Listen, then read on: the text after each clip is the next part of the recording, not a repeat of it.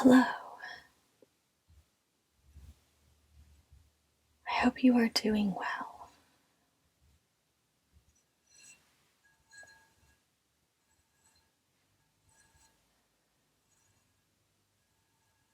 We have a candle here.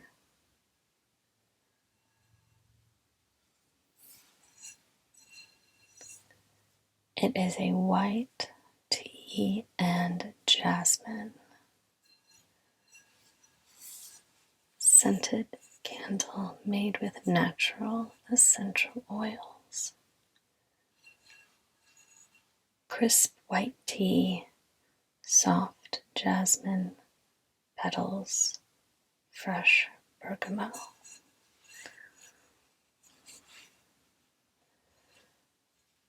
I received this candle as a gift.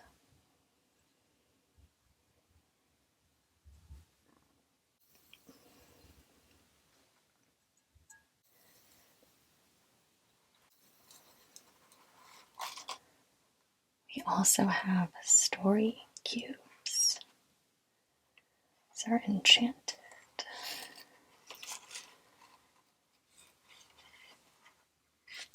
Add a dash of magic to your stories. Roll all 3 cubes to conjure up fantastic fairy tales. Works even better when mixed with other sets. There are 3 story cubes in this box. And today we are going to make up a story filled with chaos, cliches, and predictable and unpredictable elements, I'm sure.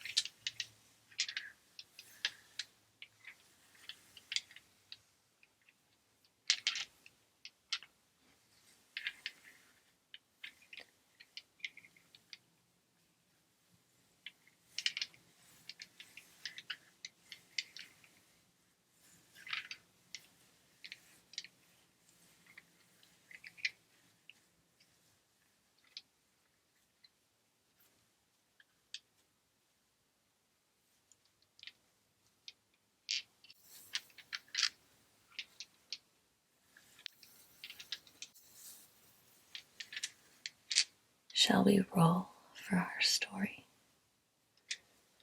We'll make it up. It'll be a spontaneous adventure. Let's roll 1 die at a time.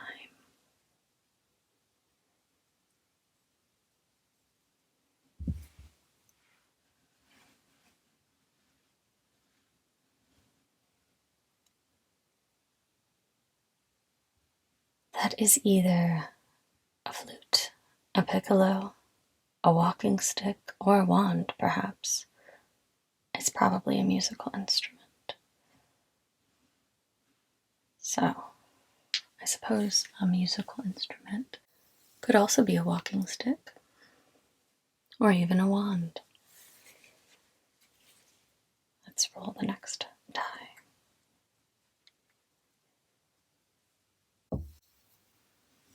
A cage. That's a good one. the third and the final tie in our story cube. Aha! That could be a swirling vortex. It could be time travel. It could be someone having a really bad day. Perhaps it could be someone caught in a tornado. We have our 3 elements that we will combine into one crazy story.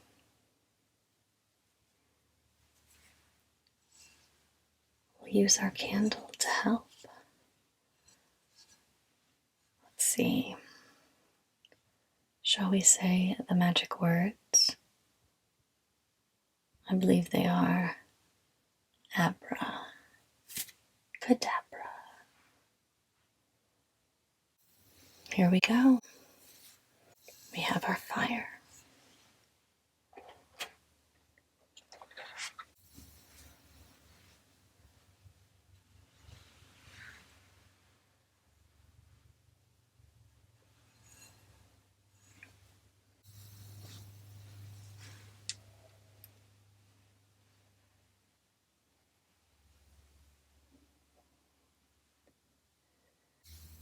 Once upon a time, in a land perhaps parallel to our own in many respects, except this land has unicorns and fae of all kinds.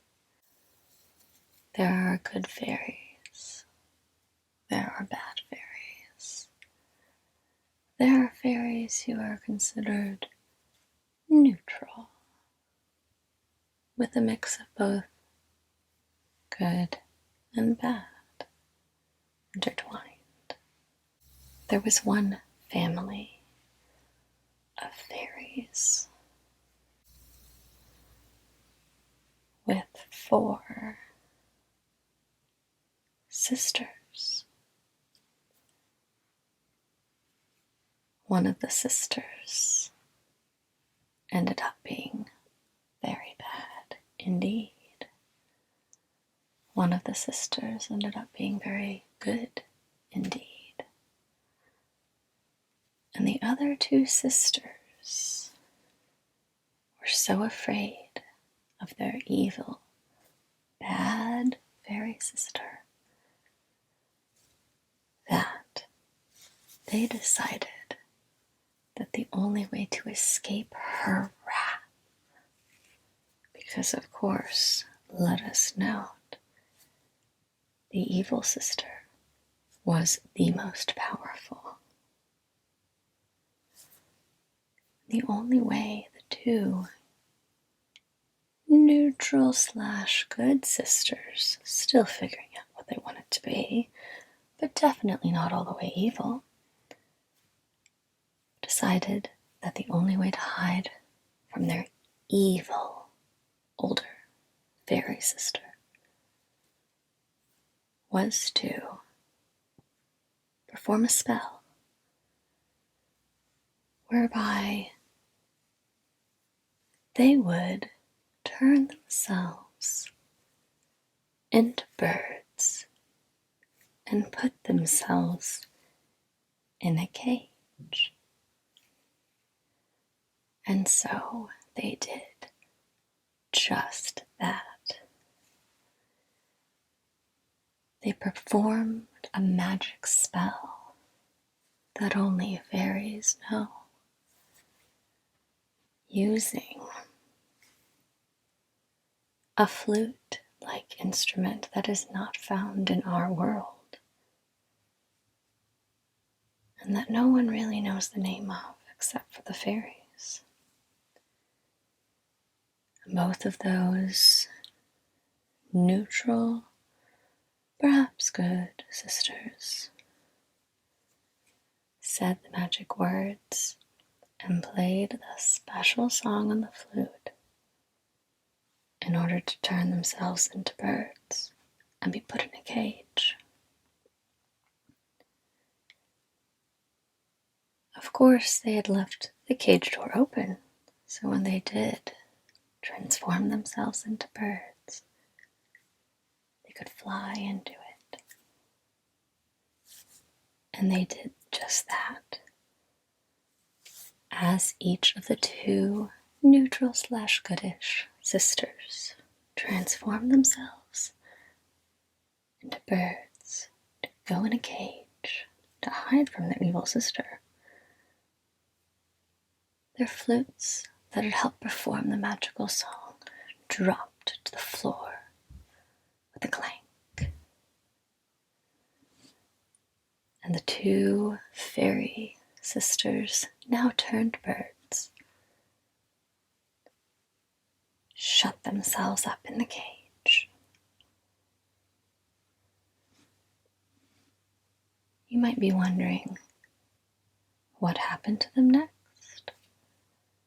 They were now birds in a cage. Doesn't this seem like their older and evil sister, who possesses very bad evil fairy magic, could more easily defeat them? You might think. However, the two neutral/goodish fairies had appealed to their good sister, the one we have hardly spoken of yet. And this good sister, while not quite as powerful as the evil sister, she was still quite a bit powerful. The evil sister basically left this good sister alone and had not threatened any sort of evil on this sister, because the good sister also had an army at her back, in addition to her own magical fairy powers. So combined with her army and her friends, she was more powerful than the evil sister. So the good fairy knew about the plan of the neutral/goodish sisters, and she helped them. She took the cage and the fairies turned birds contained within to a secret castle in a meadow that very few people knew how to find. And she left them there to be the pets of a very humble, poor peasant family. Someone that this evil sister would never think of. Plus, the meadow was newly discovered, so it wasn't on any maps of the day. In return for taking care of the birds for their lives, the peasants received gold weekly from the good fairy sister in exchange for them taking care of the fairies turned birds sisters.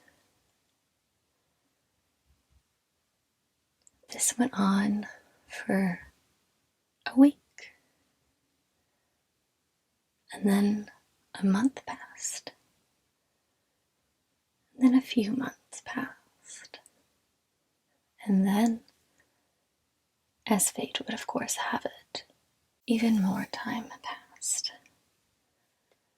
The months stretched themselves into years. Those years piled up on top of one another.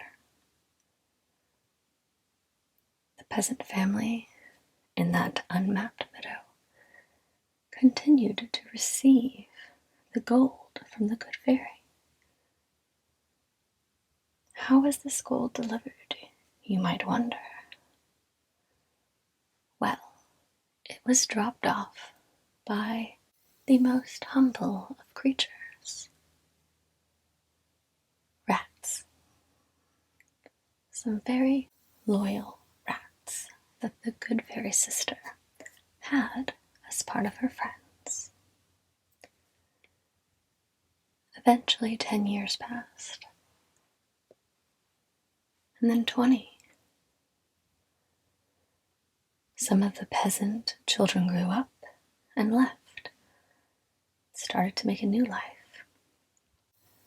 The peasant parents, who had been the ones to receive the cage with the birds, one day fell sick, and they passed, which is very sad. Their children came back to sell their little cottage in the meadow, and they were wondering about the birds. Neither of the two peasant children that couple had wanted to continue taking care of the birds, because they always resented the birds growing up, that the birds got so much attention. So those peasant children decided to sell the birds.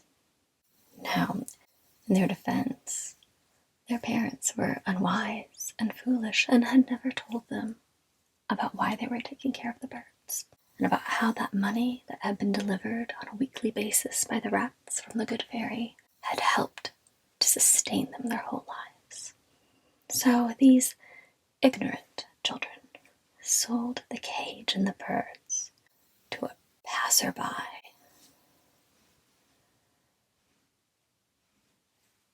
You might be wondering at this point in this chaotic and strange story that we are talking about, what the birds were thinking. Did the fairy sisters know that they had been turned into birds? Or, when they turned themselves into birds, did they forget about their lives as fairies?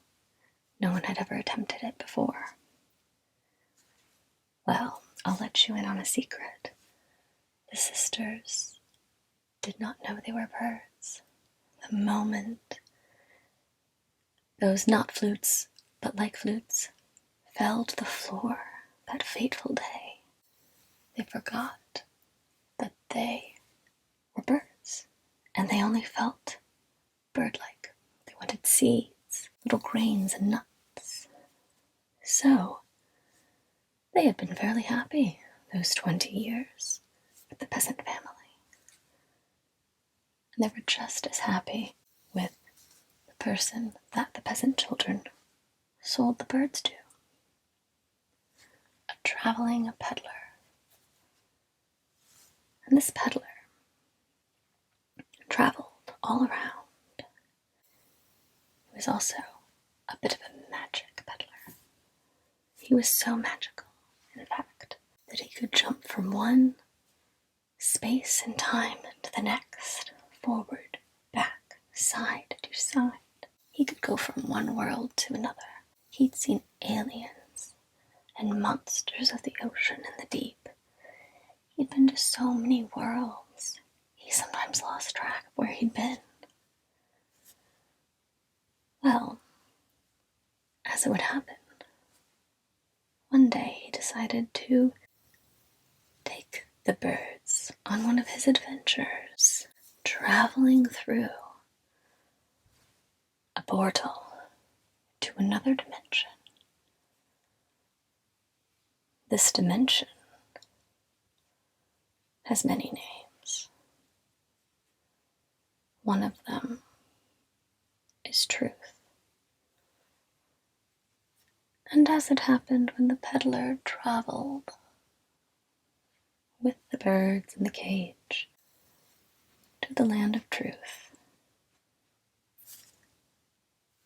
on the way, the swirling vortex that is world to world and time travel, these birds turned back into fairies. The cage door flew open. They tumbled out as their bodies transformed from birds back into their true selves. The peddler was astonished, and he was a little bit scared because that had never happened to him. He also had never been to the land of truth before. And as it happened, when he ventured into the land of truth, he saw the birds turn into fairies, but then he himself transformed into a frog.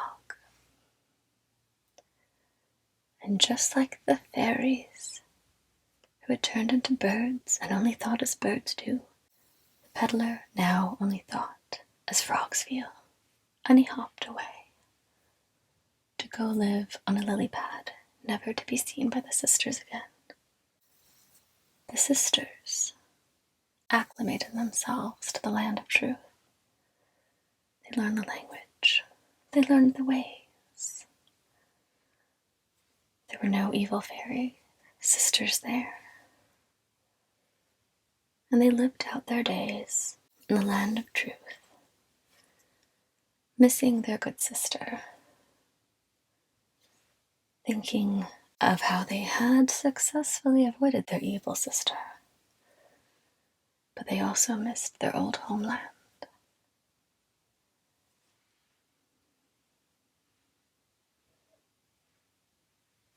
But the silver lining is that they still managed to have